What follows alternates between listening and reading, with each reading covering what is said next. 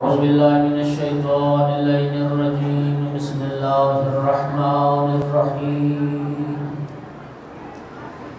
الحمد لله رب العالمين والعاقبة للمتقين والجنة للمؤمنين والنار للمنافقين. الحمد لله الذي جعلنا من المتمسكين بولاية علي بن أبي طالب وأولاده المعصومين.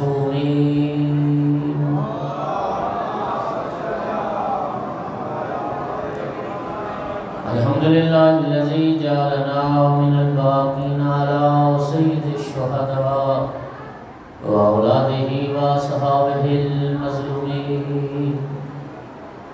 الصلاة والسلام والتحية والإكرام على رسوله الكريم شفيع المذنبين آنس الغريبين ورحمة للعالمين. أعني العبد المؤيد الرسول المصدق المحمود الأحمد المصطفى الأمجد أبا القاسم محمد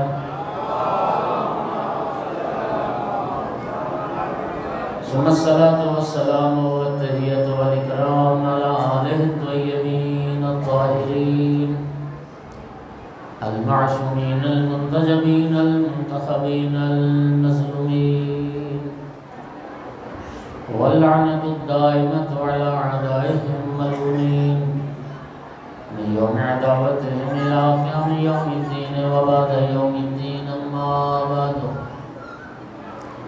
فقال سبحانه وتعالى في كتابه المجيد: بسم الله الرحمن الرحيم.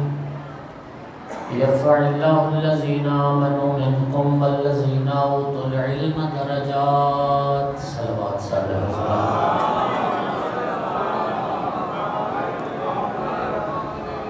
مومنین کرام، سورہ مبارکہ مجادلہ ارشاد پروردگار ہے. یہ آیت کا ایک حصہ ہے جو میں نے تلاوت کیا ہے، اور یہ آیت اس حوالے سے بڑی اہم ہے. اس آیت میں اللہ رب العزت نے ان لوگوں کا تذکرہ فرمایا ہے جن کے درجات اللہ نے بلند فرمائے، جن لوگوں کو اللہ رب العزت نے رفعت و بلندی عطا فرمائے، عزت و عظمت سے سرفراز فرمائے. آپ یقیناً جاننا چاہیں گے کہ وہ کون لوگ ہیں خداوند عالم نے جن عزت و عظمت سے سرفراز فرمایا ہے. تو ارشاد ہو رہا ہے: یرفع اللہ الذین آمنوا منکم، اللہ ان کے درجات بلند کرتا ہے جو تم میں سے صاحبان ایمان ہیں. والذین اوتوا العلم درجات، اور اللہ ان کے درجات بھی بلند کرتا ہے جنہیں علم عطا کیا. خالق کی نگاہ میں عزت عظمت کا معیار نہ مال دنیا ہے، نہ اقتدار دنیا ہے، نہ دنیا کی حکومت، نہ اقتدار، نہ پیسہ، نہ کثیر اولاد، نہ مضبوط پارٹی، نہ وسیع خاندان.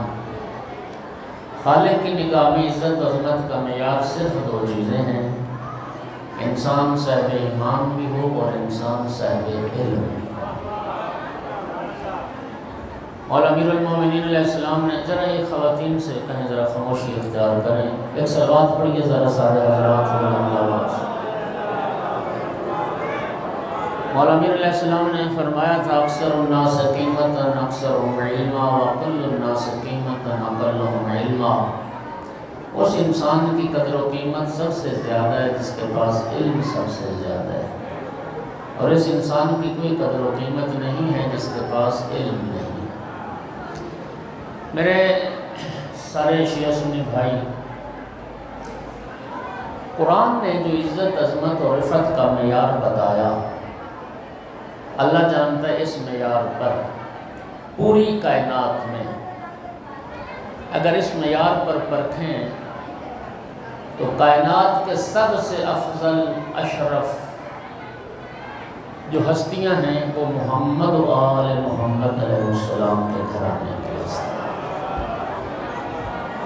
نہ ایمان میں کوئی اس بلندی پر ہے جس بلندی پر یہ گھرانہ ہے، اور نہ علم میں کوئی اس بلندی پر ہے جس بلندی پر یہ گھرانہ ہے.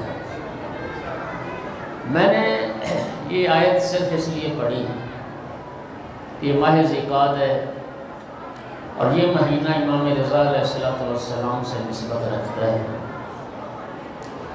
امام رضا علیہ السلام کی ولادت باسعادت بھی اسی مہینے میں ہے، آقا کی شہادت بھی اسی مہینے میں۔ پرسوں جو دن گزرا 23 ذوالقعدہ، یہ امام رضا علیہ السلام کی شہادت کا دن ہے۔ امام رضا علیہ السلام کی عظمت کے لیے امام جعفر صادق علیہ السلام کا ایک فرمان آپ کو سناتا ہوں۔ میں انتہائی توجہ چاہوں گا، ہمارا کسی کی تعریف کرنا اور ہوتا ہے اور امام معصوم جب کسی کی تعریف کرے تو وہ اور ہوتا ہے۔ میں عرض کروں کہ امام صادق علیہ السلام کی شہادت 2 روایتیں شوال میں، یا 15 شوال کو یا 25 شوال کو، یہ شہادت کی 2 تاریخیں منائی جاتی ہیں۔ اور امام رضا علیہ السلام کی ولادت ہے 11 ذوالقعدہ کو۔ اگر امام صادق علیہ السلام کی شہادت 15 شوال کو ہو تو اس کا معنی ہے کہ امام صادق علیہ السلام کی شہادت کے 25 دن بعد امام رضا علیہ السلام کی ولادت باسعادت ہے۔ اگر آقا امام صادق علیہ السلام کی شہادت 25 شوال کو ہو تو پھر اس کا معنی یہ ہے کہ 15 دن بعد امام رضا علیہ السلام کی ولادت باسعادت۔ امام صادق علیہ السلام نے شہادت سے پہلے امام موسیٰ کاظم علیہ السلام کو یہ فرمایا تھا، اے بیٹا، ان قریب اللہ تمہیں ایک بیٹا عطا فرمائے گا جو عالم آل محمد ہو۔ بھائی توجہ چاہوں، اللہ تمہیں ایک بیٹا عطا کرے گا جو عالم آل محمد ہوگا۔ اور پھر امام نے حسرت فرمائی کہ کاش اللہ مجھے اتنی زندگی اور دے دیتا، مجھے اتنی مہلت اور مل جاتی کہ میں عالم آل محمد کی زیارت کر کے دنیا سے چلا جاتا۔ یہ عالم آل محمد کون کہہ رہا ہے؟ امام جعفر صادق علیہ السلام، کہ جن کے لیے اغیار نے کہا تھا کہ اس امام نے اپنے علوم سے دنیا کو پر کر دیا، جس امام نے 4000 سے زیادہ شاگرد پیدا کیے، تو کیا کسی نے خوب جملہ کہا ہے، لطف لینا اس بات کا، وہ کہتے ہیں کہ حبشہ میں، افریقہ کے لوگوں میں کوئی گندمی رنگ کا بھی پیدا ہو جائے تو وہ گورا کہلاتا ہے۔ ایسا ہی ہے نا، جہاں سارے کالے ہوں وہاں ایک گندمی رنگ کا بھی بچہ پیدا ہو جائے گا تو وہ گورا کہلائے گا۔ جاہل بستی ہو نا جی، گاؤں دیہات ہو، سارے کا سارا جاہل، اس میں جو 2 کتابیں بھی پڑھ لے گا وہ وہاں کا عالم شمار ہوگا۔ ایسے ہی ہے۔ تو کیا کسی نے خوب کہا تھا کہ جاہل گھرانے میں عالم کا پیدا ہونا مشکل ہوتا ہے، لیکن کوئی عالم بن جائے تو اس کے لیے شہرت کمانا آسان ہوتا ہے۔ لیکن عالم گھرانے میں عالم کا پیدا ہونا مشکل نہیں ہوتا، لیکن شہرت کمانا مشکل ہو جاتا ہے۔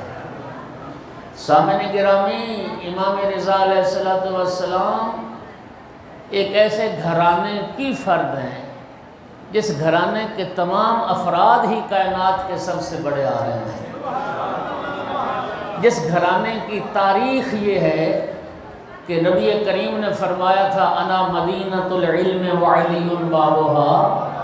جس گھرانے کی تاریخ کا آغاز ان جملوں سے ہو رہا ہے، اس گھرانے میں عالم آل محمد کہلانا یہ امام رضا علیہ السلام کی عظمت کی بات ہے۔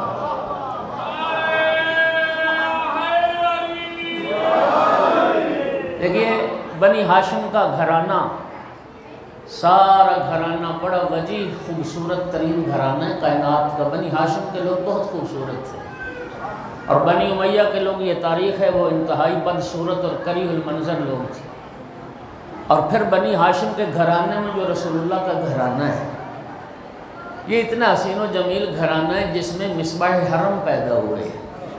جس میں بدر حرم پیدا ہوئے ہیں، ایسے گھرانے میں جو کائنات کا خوبصورت ترین گھرانہ ہے، اس گھرانے میں پیدا ہو کے قمر بنی ہاشم کا لقب حاصل کرنا یہ مولا عباس کی فضیلت کی دلیل ہے، اور سارے آل محمد کے گھرانے میں عالم آل محمد کا لقب حاصل کرنا یہ امام رضا علیہ السلام کی فضیلت ہے۔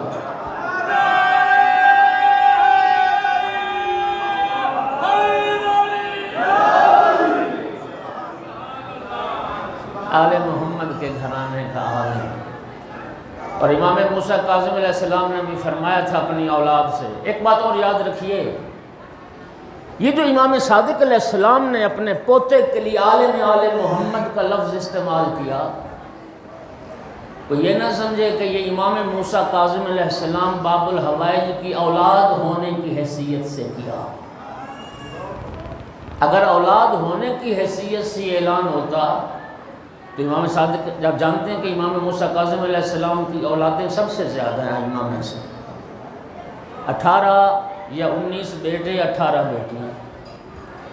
سامعین گرامی، اگر امام موسیٰ کاظم کی اولاد ہونے کی حیثیت سے ہوتا تو پھر سارے ہی بیٹے عالم آل محمد ہوتے۔ امام صادق علیہ السلام نے امام موسیٰ کاظم کے سارے بیٹوں میں سے ایک بیٹے کے لیے عالم آل محمد کا لقب استعمال کرنا، امام کائنات کو سمجھا رہے ہیں یاد رکھنا، باقی جتنے پیدا ہوتے ہیں جاہل پیدا ہوتے ہیں، صرف امام ہے جو اللہ کی طرف سے علم لے کے آتا ہے۔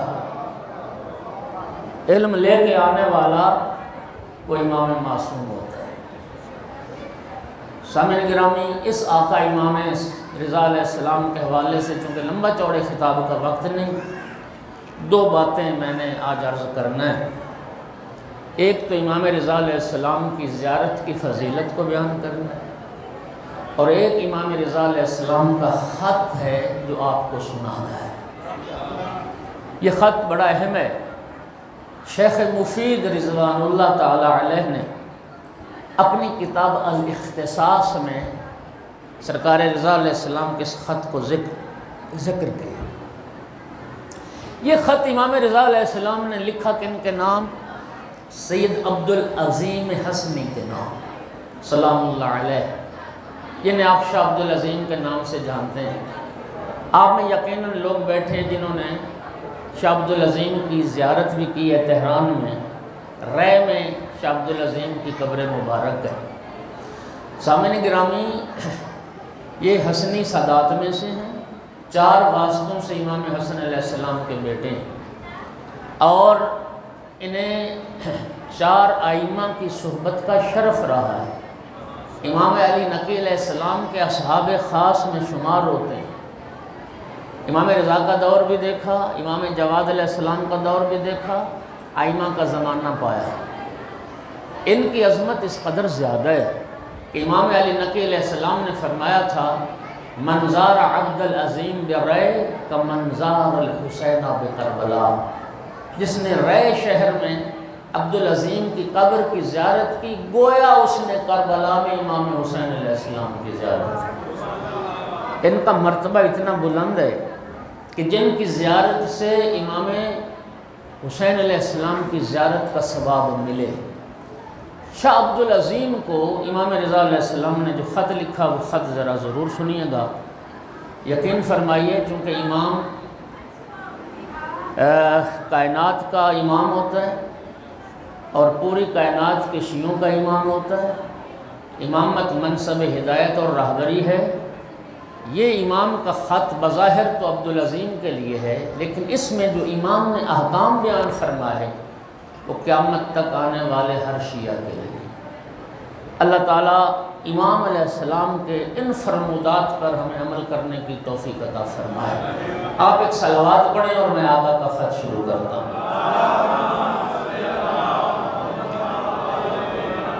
ایک دفعہ پھر بھی صلوات پڑھیے ذرا سارے اللہ۔ بسم اللہ الرحمن الرحیم۔ یا عبد العظیم ابلغ انی اولیائی السلام۔ اے عبدالعظیم، میرے محبوں کو، میرے شیعوں کو میرا سلام کہہ دیں۔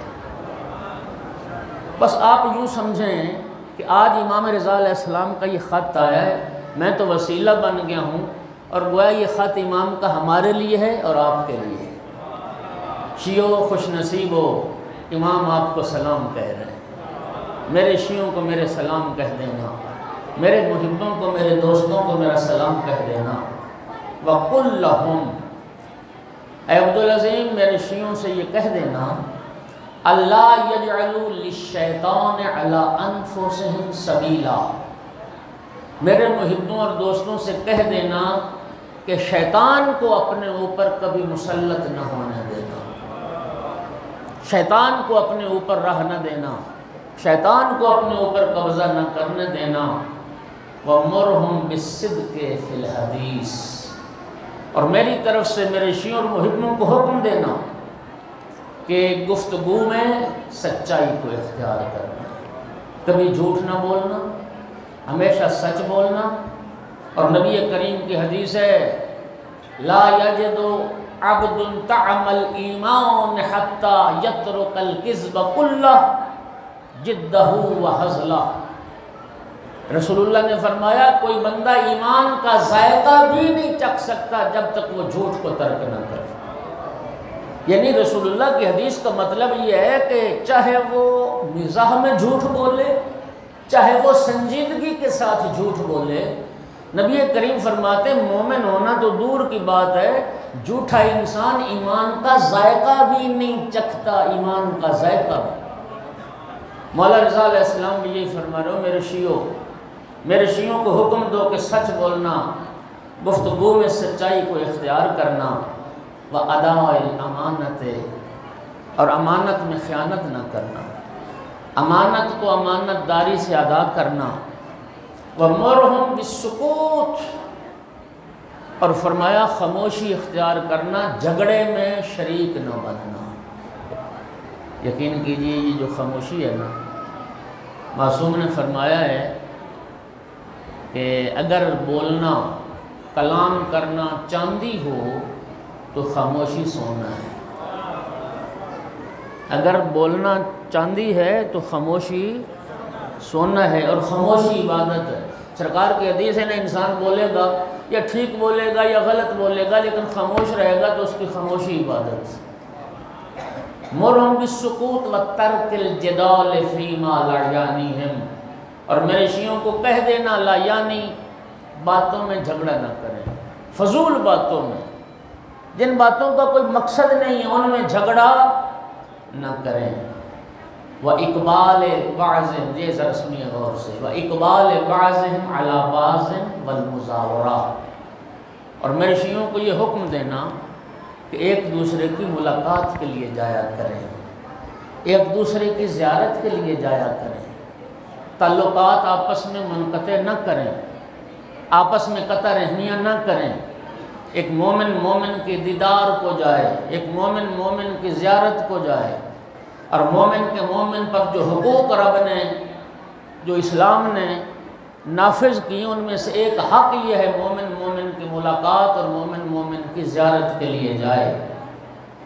ولا فإن ذلك، یہ ذرا فإن ذلك قربۃ الیہ، مومن مومن کی جب زیارت کے لیے جاتا ہے تو مومن کا یہ عمل مومن کو میرے قریب کر دیتا ہے۔ یعنی آئمہ کی بارگاہ میں تقرب، آئمہ کی بارگاہ میں قربت کا ایک ذریعہ مومن کا باہمی مومنین کے ساتھ ملاقات کرنا اور ان کے ساتھ ایک دوسرے کی زیارت کے لیے جانا، یہ امام کے تقرب کا باعث ہے۔ وَلَا يَشْغَلُوا أَنفُسَهُمْ بِالتَّمْزِيقِ بَعْضِهِمْ بَعْضًا، اور میرے شیعوں کو کہہ دینا خبردار ایک دوسرے کی کردار کشی نہ کریں، ایک دوسرے کی شخصیت کو پامال نہ کریں، ایک دوسرے کے خلاف باتیں نہ کریں۔ تمزیق، مزق یمزق، تمزیق پھاڑ دینا، پارا پارا کر دینا۔ میرے شیعوں کو چاہیے ایک دوسرے کی شخصیت کو پارا پارا نہ کریں، ایک دوسرے کو خراب نہ کریں۔ فَإِنِّي آلَيْتُ عَلَى النَّفْسِ، یہ جملہ بڑا اہم ہے۔ امام رضا علیہ السلام فرماتے ہیں مجھے اپنی جان کی قسم، انہو من فعل ذالک، جس شیعہ مومن نے کسی دوسرے شیعہ مومن کی کردار کشی کی، اس کی شخصیت کو مقال، یہ ذرا غور سے سن لیں، وہ لوگ کہتے ہیں جی ایک مومن میں عیب پایا جاتا ہے تو کیوں نہ بیان کریں، یہ کسی میں عیب اگر پایا جاتا ہے، یاد رکھنا شریعت نہ تمہیں عیب گوئی کی اجازت دیتی ہے نہ عیب جوئی کی اجازت دیتی ہے۔ شریعت نے کسی کا عیب تلاش کرنا بھی حرام قرار دیا اور کسی کا عیب بیان کرنا بھی حرام قرار دیا۔ معصوم سے کسی نے کہا، یہ غیبت کے زمرے میں آتا ہے نا، کہ کسی، اچھا کہا گیا کہ مولا اگر کسی میں کوئی عیب ہو تو وہ بیان نہ کریں، فرمایا عیب ہو تو بیان کرنا غیبت ہے، ورنہ تو پھر تہمت ہے۔ اگر کسی میں عیب نہیں پایا جاتا تو پھر تو تم اس پر تہمت لگا رہے ہو۔ عیب اگر موجود ہے تو اس عیب کو بیان کرنا ہی غیبت کہلاتا ہے اور یہ حرام ہے۔ اور امام رضا علیہ السلام بھی یہی فرما رہے ہیں کہ شیعوں کو چاہیے کہ کیا کریں، ایک دوسرے کی عیب جوئی، عیب گوئی، کردار کشی، ایک دوسرے کی شخصیت کو پارا پارا نہ کریں۔ مجھے اپنی ذات کی عزت کی، مجھے اپنے نفس کی جان کی قسم، من فعل ذلک، جو کسی مومن کی عزت کو، اس کی حرمت کو پارا پارا کرے گا، پامال کرے گا، وہ اسخط ولی من اولیائی، اور جس کسی نے میرے محبوں میں سے، میرے شیعوں میں سے کسی کو ناراض کیا، غضبناک کیا، دعوت اللہ لیعذبہ فی الدنیا اشد العذاب، میرے محب میرے شیعہ کو جو ناراض کرے گا میں اللہ سے دعا کروں گا اللہ آخرت میں نہیں اسی دنیا میں سخت ترین عذاب میں اسے مبتلا کر۔ اللہ اکبر، اللہ اکبر۔ جو کسی میرے مومن شیعہ کو ناراض کرے گا میں اللہ سے عذاب کے لیے دعا کروں گا اور اشد عذاب کی دعا کروں گا۔ فَكَانَ فِي الْآخِرَةِ مِنَ الْخَاسِرِينَ، اور قیامت کے دن پھر وہ انسان خسارہ اٹھانے والا ہوگا، نقصان میں ہوگا۔ جس کے لیے امام بد دعا کر دیں اس کی دنیا بھی برباد ہو گئی، اس کی آخرت بھی برباد ہو گئی۔ وَعَرِّفْهُمْ، اور یہ سننا، وَعَرِّفْهُمْ أَنَّ اللَّهَ قَدْ غَفَرَ لِمُحْسِنِهِمْ وَتَجَاوَزَ عَنْ مُسِيئِهِمْ۔ اے سید عبدالعظیم، میرے محبوں کو، میرے شیعوں کو، میرے اولیاء کو یہ بات بھی پہنچا دو اور انہیں سمجھا دو کہ میرے محبوں میں، شیعوں میں جو نیکوکار ہیں اللہ نے ان کے گناہ بھی معاف کر دیے ہیں، اور میرے محبوں میں کوئی گناہ گار ہیں تو وہ بھی اللہ ان کے گناہوں سے درگزر فرما دے گا۔ او بھائیو، یہ محبت اہل بیت کفارہ گناہ بنتی ہے، آل رسول کی محبت گناہوں کا کفارہ بنتی ہے۔ نبی کریم کی متفق علیہ حدیث حب علی یاکل الذنوب کما تاکل النار الحطب، مولا علی کی محبت گناہوں کو اس طرح کھا جاتی ہے جیسے آگ خشک لکڑی کو کھا جاتی ہے۔ اے عبدالعظیم،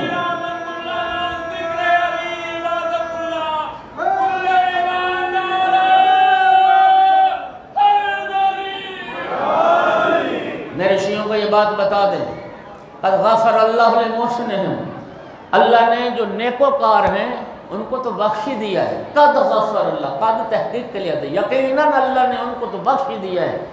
وتجاوز عن مسیئہم، اللہ گناہ گاروں کے گناہوں سے بھی درگزر فرمائے گا۔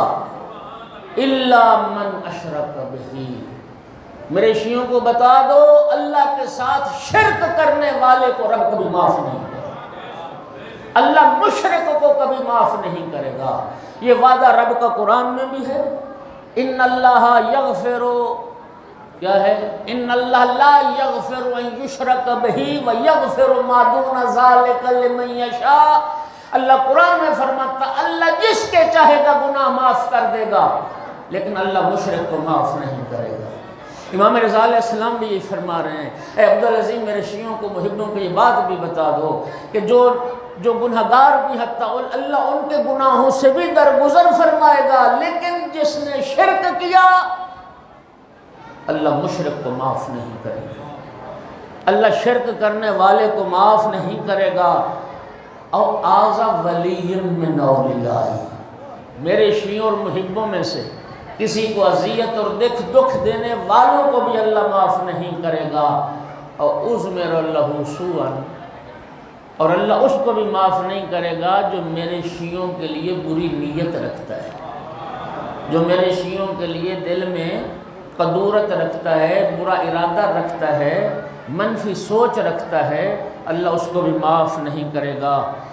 ان اللہ لا یغفر لہ حتی یرجع عنہ، اللہ معاف نہیں کرے گا جب تک ان چیزوں سے وہ باز نہ آ جائے، شرک سے پلٹ نہ آئے، اذیت سے توبہ نہ کر لے، اللہ پھر معاف کر دے گا۔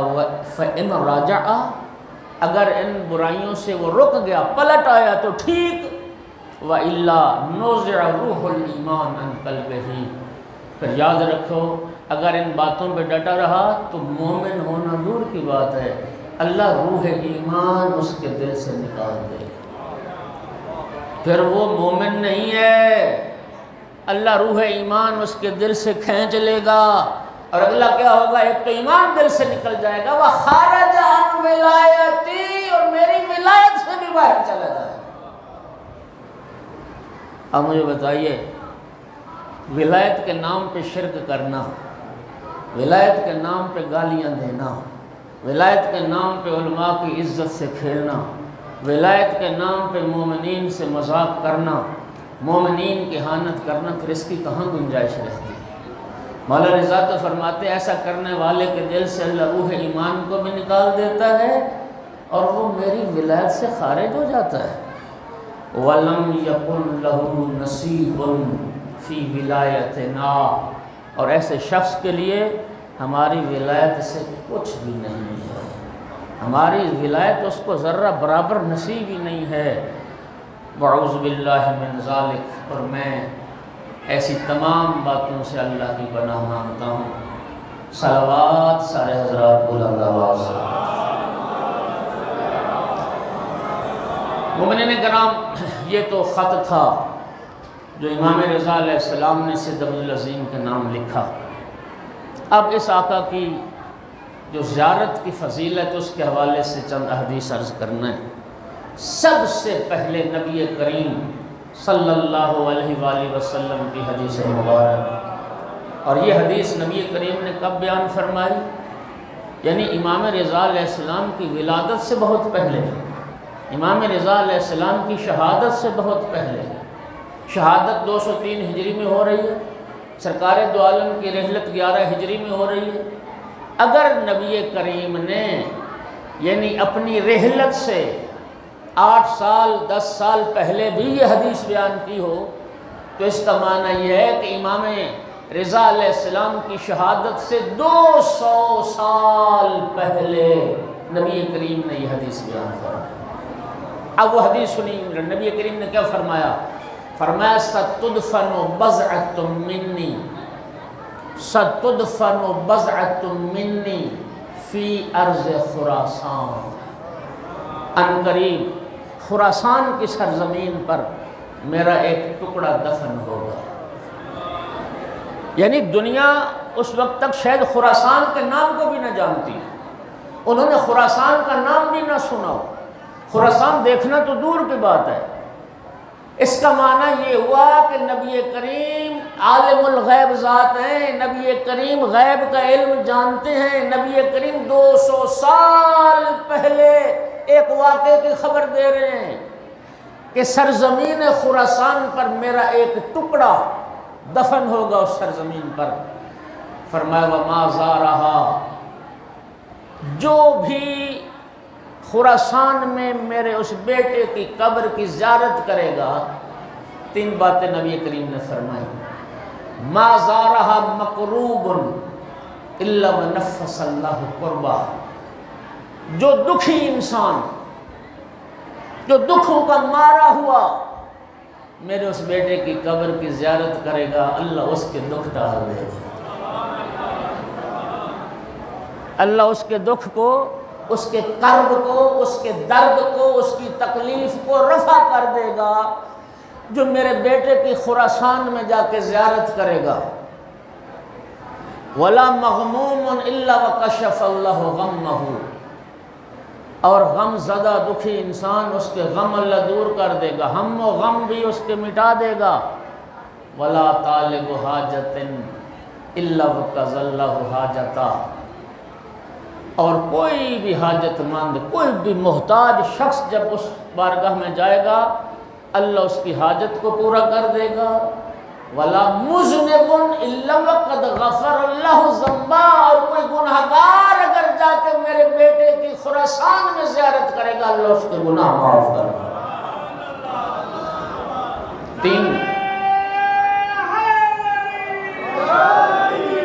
دیکھیے تین باتیں بڑی اہم ہیں۔ امام رضا علیہ السلام کی شہادت سے بھی تقریباً 200 سال پہلے نبی کریم فرما رہے ہیں، عجیب بات ہے، مسلمانوں میں ایک فرقہ پیدا ہوا جو قبور کی زیارت کو بدعت سمجھتا ہے۔ مومنین اب انصاف سے بتائیے کہ نبی پاک بدعت کا حکم دے رہے ہیں؟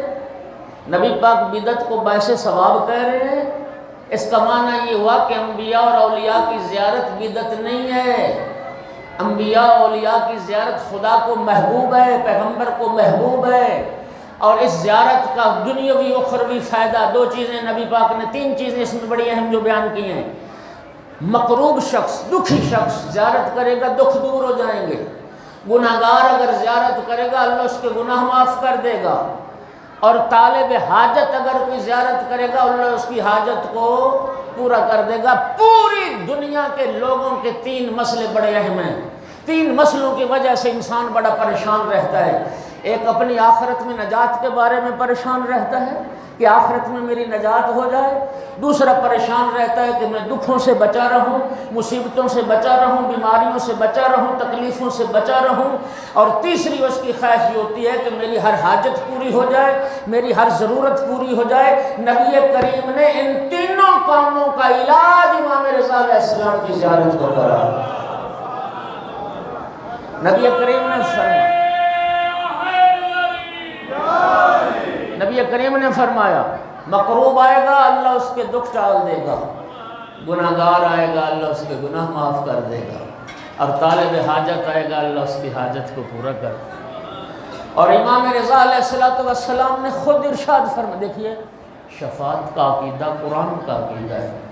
امام صادق علیہ السلام نے فرمایا تھا کہ من انکر الشفاعہ فلیس منا، شفاعت کا انکار کرنے والا ہم میں سے نہیں ہے، شفاعت کا منکر ہم میں سے نہیں ہے۔ شفاعت قرآن کا عقیدہ ہے۔ نبی کریم شفاعت فرمائیں گے، آل رسول شفاعت فرمائیں گے۔ شفاعت کے لیے بھی شرائط ہیں، شفاعت ایک پورا چیپٹر ہے، اس کے لیے ایک الگ مجلس چاہیے۔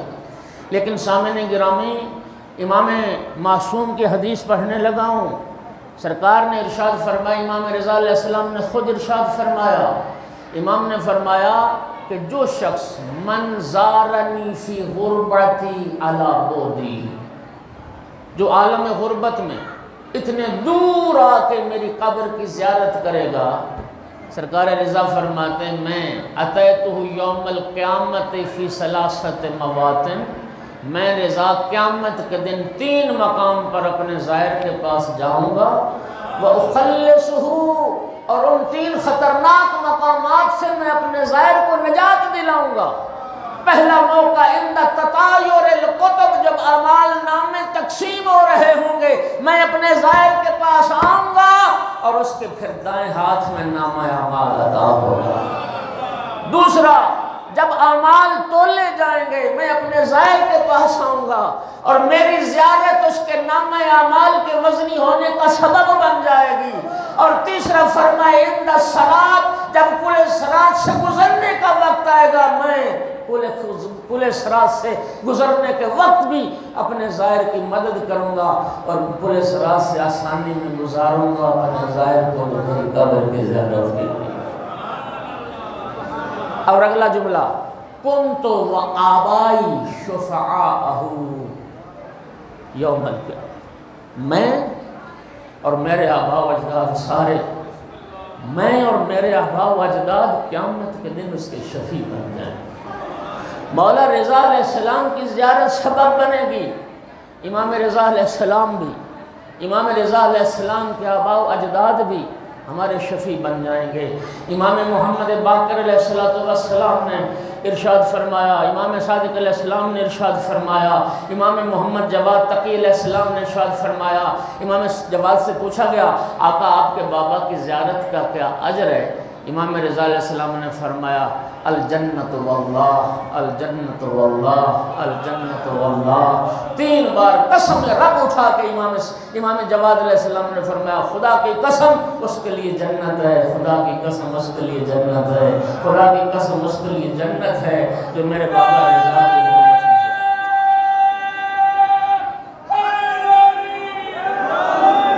امام جعفر صادق علیہ السلام نے امام رضا علیہ السلام کی زیارت کے لیے جملے فرمائے، جو میرے بیٹے رضا کی خراسان میں آ کے زیارت کرے ادخلتہ بیدی الجنہ، میں اپنے ہاتھ سے پکڑ کے اپنے بیٹے رضا کے ظاہر کو جنت میں لے جاؤں،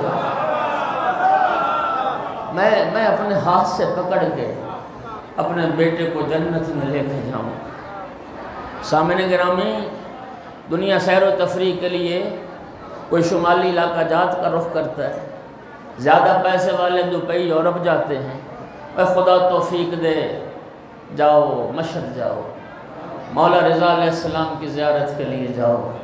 دنیا میں جنت دیکھنا چاہتے ہو تو مشہد مقدس کا سفر کرو۔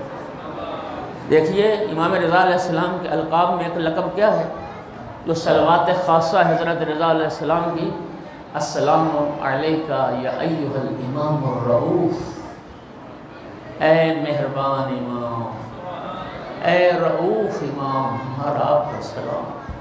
آیت اللہ سید محمد حسین طباطبائی صاحب تفسیر المیزان وہ فرمایا کرتے تھے ہر امام رؤوف ہوتا ہے، ہر امام مہربان ہوتا ہے، لیکن امام رضا علیہ السلام کی جو رافت اور رحمت ہے وہ حصی ہے، یعنی زائر جب حرم امام رضا میں داخل ہوتا ہے تو در و دیوار سے رحمت چھلک رہی ہے۔ امام کی اس رحمت کو، رافت کو ہر ظاہر محسوس کرتا ہے امام رضا علیہ السلام کے جب حرم میں پہنچتا ہے۔ خدا توفیق دے انسان جائے ائمہ کی زیارت کے لیے، اور یاد رکھنا یہ عہد ہے، بیٹری، موبائل کی بیٹری جی آپ جانتے ہیں تھوڑی دیر کے بعد ختم ہو جاتی ہے، پھر اس کو چارج کرنا پڑتا ہے۔ یہ ہماری ایمان کی بیٹری بھی کمزور ہو جاتی ہے۔ یہ جو ائمہ کی زیارات ہیں یہ وہ چارجر ہیں جہاں سے آ کے ایمان میں اور طاقت آ جاتی ہے، انسان معنوی طور پر، روحانی طور پر چارج ہو جاتا ہے، ایمانی طور پر چارج ہو جاتا ہے۔ اور پھر امام رضا علیہ السلام کی زیارت، سرکار نے فرمایا جو امام رضا علیہ السلام کی زیارت کے لیے آئے گا اللہ رب العزت کیا عطا فرمائے گا؟ رسول اللہ شفاعت کریں گے، اللہ رب العزت 1000 مقبول حج کا ثواب اور 1000 عمرہ مقبولہ کا ثواب مولا رضا علیہ السلام کے ظاہر کے نام اعمال میں۔ دنیا حج پہ جا رہی ہے، کم از کم 12 لاکھ تو ہو گئے اعلان، 18-20 لاکھ کے پیکج بھی ہیں۔ وہ حج بہت مہنگا ہے اور پتہ نہیں اتنے زحمت، کوشش، خرچے کے بعد بھی اس حج کی قبولیت کی کسی معصوم نے ضمانت نہیں دی، نبی پاک نے کوئی ضمانت نہیں دی، لیکن امام رضا اور مولا حسین کی زیارت پہ مقبول حج کے ثواب کی ضمانت دی گئی ہے۔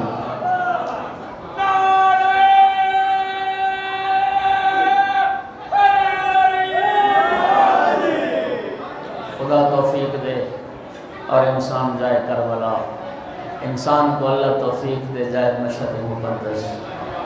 خدا بند عالم سے ہماری دعا ہے، لیکن ایک بات یاد رکھنا، ایک شرط، یہ جتنی باب زیارات میں روایات ہیں ایک شرط آتی ہے، من زارہ عارفا بحقہ، امام معصوم کی زیارت کرے امام معصوم کے حق کی معرفت کے ساتھ، اس کے لیے جنت ہے، اس کے لیے شفاعت ہے۔ معرفت، امام کے حق کی معرفت، اور جانتے ہو حق کی معرفت کیا ہے؟ کم از کم حق کے معرفت امام کیا ہے؟ امام کو واجب الاطاعت سمجھ کر امام کی زیارت. یہ وہ ہستی ہے جس ہستی کی اطاعت اللہ نے ہم پر واجب کی. بس اللہ آپ کو جزائے خیر دے. میں نے جتنا پڑھنا تھا پڑھ لیا.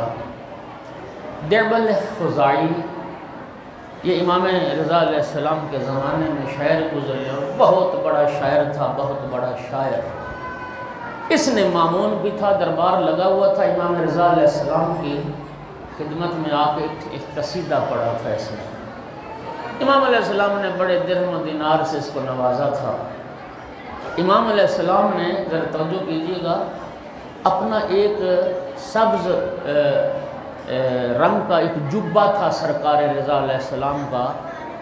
امام نے وہ اپنا جبہ، اپنا وہ لباس بھی اس شاعر کو عطا کیا تھا.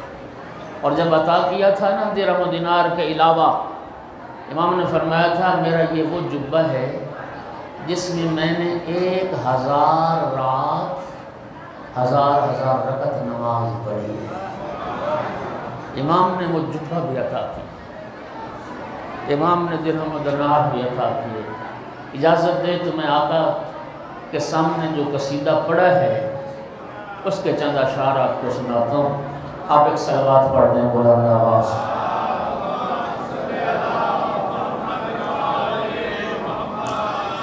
یہ قصیدہ اگر آپ سرچ کرنا چاہیں تو قصیدہ مدارس آیات کے نام سے شہرت رکھتا ہے.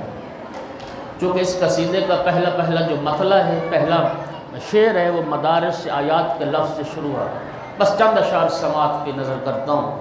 مدارس آیات خلق من تلاوت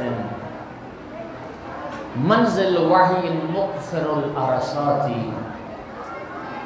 دیول کہتا ہے کہ وہ گھر کہ جن گھروں میں آیات کی تلاوت ہوتی تھی، وہ گھر جن میں وحی آتی تھی، اب وہ گھر اجڑ گئے. اب ان گھروں کے رہنے والے ان گھروں میں موجود نہیں. دیار لآل رسول اللہ بالخیف من منا وبالرکن وبالتعریف بالجمرات. وہ کون سے گھر تھے جہاں آیات کی تلاوت ہوتی تھی؟ دیبل کہتا ہے وہ گھر آل رسول کے گھر تھے. اور کہاں کہاں گھر تھے؟ منا میں مسجد خیف، میدان عرفات، جمرات کا مقام، خانہ کعبہ اور رکن یمانی. یہ وہ آل رسول کے مقامات تھے. اب یہ گھر اجڑ گئے. دیار علی والحسین وجعفر وحمزہ والسجاد ذی الصفنات. کون سے گھر؟ مولا علی کا گھر، امام حسین علیہ السلام کا گھر، امام جعفر صادق کا گھر، جناب حمزہ کا گھر اور امام زین العابدین علیہ السلام کا گھر، کہ جن کے اعضائے سجدہ پر کثرت سجدہ سے نشان پڑ گئے تھے. منازل کانت للصلاۃ والتقا للصوم والتطہیر والحسنات. وہ گھر جو گھر دنیا میں لوگوں کی ہدایت کے لیے آئے تھے، وہ گھر جن گھروں میں نماز ہوتی تھی، جن گھروں سے دنیا کو ہدایت ملتی تھی، جن گھروں میں روزے ہوتے تھے اور جن گھروں سے نیکیاں صادر ہوتی تھیں.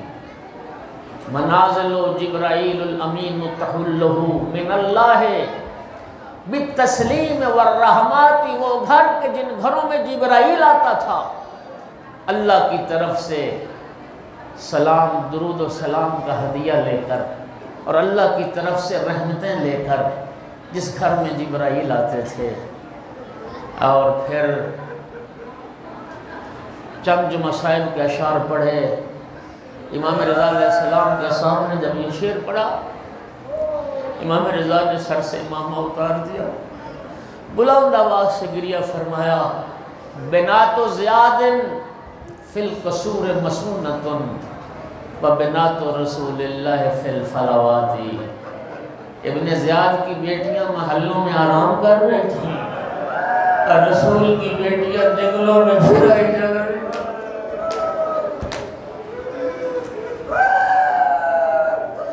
امیہ کی بیٹیاں اپنے محلوں میں آرام سے رہ رہی تھی، جبکہ نبی زادیاں جنگلوں میں پھرائی جا رہی تھی۔ فاطمہ لو خلت حسین مجدلا قد ماتا عطشان بشت فراتی، اے بی بی فاطمہ زہرا، کاش آپ اپنے بیٹے حسین کو دیکھتی کہ کس طرح فرات کے کنارے پیاسا مارا گیا تیرا بیٹا حسین۔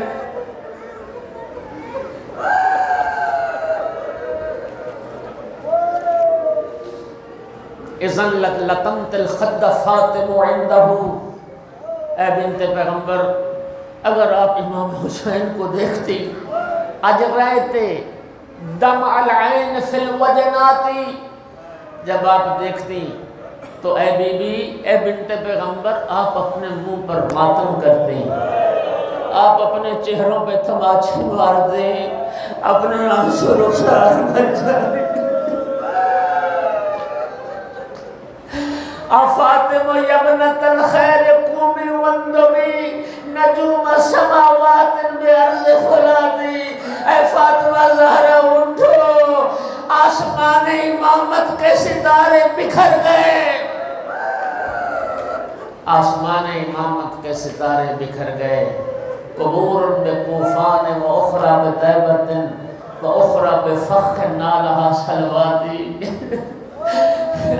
اے بنت پیغمبر کچھ قبریں کوفہ میں بن گئی، کچھ قبریں مدینے میں بن گئی، کچھ قبریں مقام فخر جو مکہ میں ہے وہاں بن گئی، میرا درود و سلام ان قبروں پر۔ اور پھر شعر پڑھا وَقَبْرٌ لِنَفْسِ زَكِيَّةٍ بِبَغْدَادَ تَزَمَّنَهَا الرَّحْمَانُ بِالْغُرَفَاتِ، اے بنت پیغمبر آپ کے ایک بیٹے کی قبر بغداد میں بھی ہے، آپ کے ایک نفس زکیہ بیٹے کی قبر بغداد میں بھی ہے، جس پر رب کریم کی رحمتوں کا سایہ ہے۔ یہاں تک بیان پہنچا، دیبل کا قصیدہ ختم ہوا۔ امام رضا علیہ السلام نے فرمایا دیبل ختم ہو گیا، تیرا مرثیہ قصیدہ ختم ہو گیا۔ آپ نے فرمایا کاغذ میرے قریب لا۔ دیبل نے کاغذ امام کے پاس پہ، امام نے فرمایا ایک شعر اس میں اور اضافہ کرتا ہوں، وَقَبْرٌ بِتُوسِ وَقَبْرٌ بِتُوسِ یا لہا من مصیبت اللہ تعالی العشاء بالزغرات۔ اے دیبل اس مرثیے میں یہ شعر بھی شامل کر لے، ایک قبر توس میں بھی ہے، اے فاطمہ زہرا، اور ایک بیٹے کی قبر آپ کے ایک بیٹے کی قبر توس میں بھی ہے، اور یہ کیسی مصیبت ہے جس نے میرے کلیجے میں آگ لگا دی۔ دیبل خزائی پوچھتا ہے آقا وہ توس میں قبر کس کی ہے؟ فرمایا میں غریب امام لعنت